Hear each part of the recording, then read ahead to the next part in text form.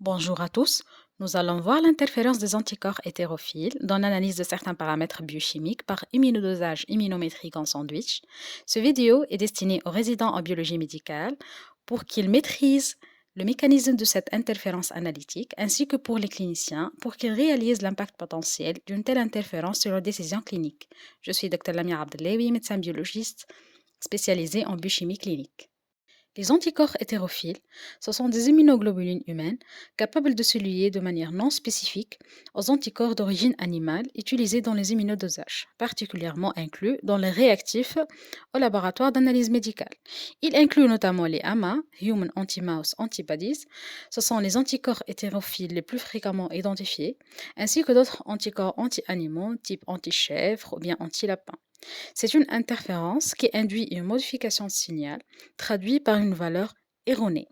Cette interférence peut affecter des dosages à fort enjeu décisionnel tels que la TSH, la bêta-HCG, la PSA ainsi que la troponine. C'est une interférence analytique qui est relativement fréquente mais demeure sous-diagnostiquée au laboratoire. Commençons par une présentation du principe d'un immunodosage en sandwich. Cette analyse s'appuie sur deux types d'anticorps, un anticorps de capture fixé, par exemple un anticorps biotinylé fixé sur une microparticule magnétique tapissée de streptavidine, et un anticorps de détection marqué, par exemple un anticorps marqué ruthénien. Cet exemple dont je vous cite correspond au principe technique utilisé sur la série Cobas de Roche. C'est une plateforme largement répandue dans nos laboratoires. Les formes losangiques, quant à eux, correspondent à l'analyte à doser contenue dans l'échantillon. C'est l'antigène cible de ces deux anticorps. Ces deux anticorps vont se lier d'une part et d'autre de l'antigène, formant des complexes dits sandwich. C'est comme si l'antigène il est pris en otage entre ces deux anticorps. Une fois les complexes immuns sont formés, un signal va être émis d'une manière proportionnelle à la concentration de l'analyte contenue dans l'échantillon. Revenons à notre exemple technique de Cobas de Roche. Cette luminescence générée résulte d'une désexcitation du ruthénium après stimulation électrochimique. Je vous laisse le soin de voir le vidéo de Roche qui illustre le déroulement de la réaction immunologique dans la cuvette réactionnelle au sein de l'analyseur. Maintenant, l'interférence des anticorps hétérophiles dans cet immunodosage peut se présenter de deux manières différentes. Premier cas de figure, les anticorps hétérophiles présents dans l'échantillon du patient relient l'anticorps de capture et l'anticorps marqué, formant ainsi un pontage artificiel. Il en résulte la formation d'un faux complexe sandwich en absence d'analyte.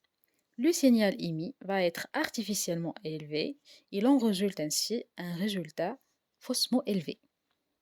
Deuxième cas de figure, les anticorps hétérophiles contenus dans l'échantillon du patient bloquent l'anticorps de capture ou l'anticorps marqué ou bien les deux à la fois, ce qui empêche la formation de complexes sandwich en présence d'analyte. Le signal émis va être ainsi artificiellement abaissé, il en résulte un résultat faussement abaissé. Les schémas dont je vous ai présentés illustrent bien le déroulement de la réaction immunologique dans la cuvette réactionnelle de l'analyseur. Passons à la phase post-analytique pour mieux saisir l'impact clinique de telle interférence analytique en pratique. Prenons l'exemple d'un monsieur âgé de 43 ans sans antécédents pathologiques notables ni de facteurs de risque cardiovasculaire, consulte aux urgences pour des douleurs thoraciques, survenant au décours d'une pharyngite virale. Devant la criticité d'un tel motif de consultation aux urgences, un électrocardiogramme a été réalisé revenant sans modification électrique notable et un dosage de la troponine ultrasensible a été sollicité auprès du laboratoire et qui révèle une valeur élevée à 130 nanogrammes par millilitre.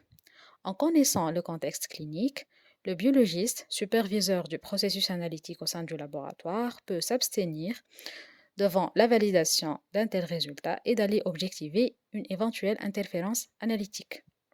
Par contre, en ignorant le contexte clinique, un diagnostic de syndrome coronarien aigu STMO à troponine positive peut être porté à tort, avec tous les dégâts matériels et psychologiques conséquents.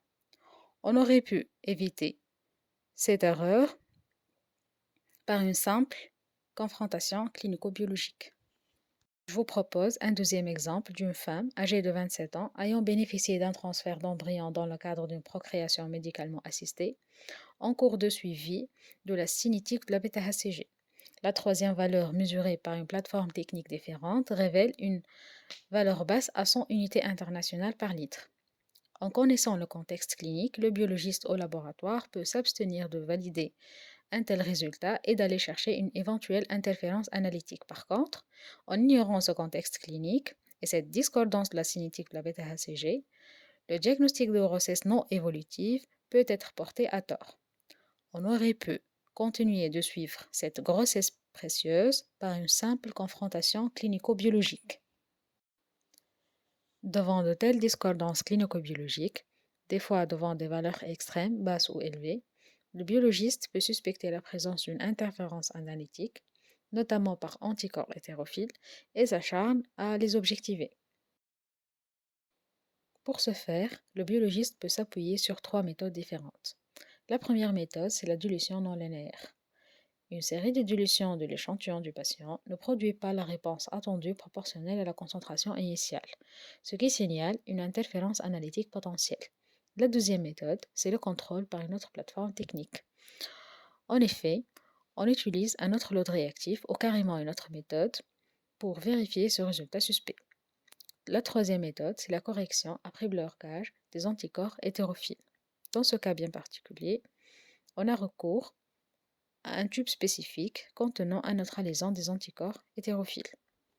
Avec ces trois méthodes différentes au laboratoire, le biologiste arrive souvent à résoudre ce problème d'interférence analytique par anticorps hétérophiles. Via cette présentation, je vous véhicule deux messages clés. Les anticorps hétérophiles constituent une interférence analytique réelle en immunodosage en sandwich selon deux mécanismes différents, générant des faux positifs par des pontages artificiels ou bien des faux négatifs par des anticorps bloquants.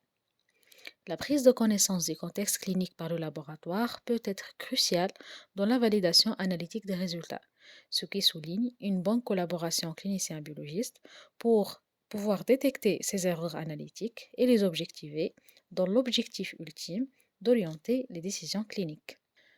Et merci pour votre attention.